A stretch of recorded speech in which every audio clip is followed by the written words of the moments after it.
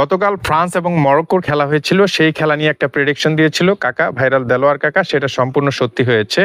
আজকে শুক্রবার আজ 12টার পরেই হচ্ছে যে 11 তারিখ অর্থাৎ শনিবার 1টার দিকে স্পেন এবং হচ্ছে বেলজিয়ামের খেলা। আসলে সেই খেলায় কি হতে পারে সে বিষয়ে একটা প্রেডিকশন দিব আজকে। আসলে সেই খেলার রেজাল্টটা কি হতে পারে সেজন্য আমি চলে আসছি দেলোয়ার কাকার কাছে। কাকার কাছ থেকে আমি জানবো যে আসলে সেই খেলার বেলজিয়াম এবং হচ্ছে যে স্পেন এই কোয়ার্টার ফাইনাল খেলায় আসলে কে এগিয়ে থাকতে পারে, ফলাফলটা কি হতে পারে আসলে। দেখেন স্পেন এবং বেলজিয়াম হ্যাঁ সবটি জিতা করো দুটোই স্ট্রং টিম।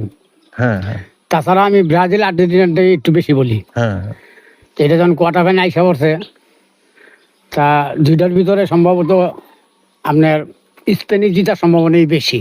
স্পেন স্পেন আচ্ছা স্পেন জিতার সম্ভাবনাই বেশি।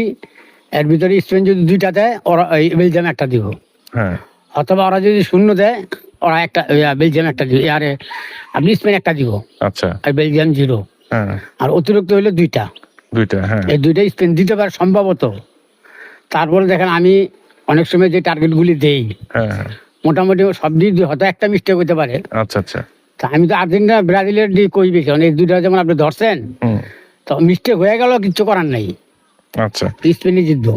তার মানে কি স্পেন জিতার সম্ভাবনা বেশি, স্পেন জিতবে। হ্যাঁ, সম্ভাবনা বেশি। কাকার যে প্রেডিকশন স্পেন এবং হচ্ছে যে বেলজিয়ামের সাথে যে খেলা সেটার প্রেডিকশন হচ্ছে কাকার স্পেন যদি দুইটা দেয় বেলজিয়াম একটা দিবে, অথবা স্পেন যদি একটা দেয় বেলজিয়াম শূন্য হবে, অর্থাৎ স্পেন জিতবে এই খেলাটা। বেলজিয়াম এবং স্পেনের যে খেলাটা এই খেলাটা স্পেন জিতবে, এটা হচ্ছে যে বিষয়। দেখা যাক কি হয়। ওকে।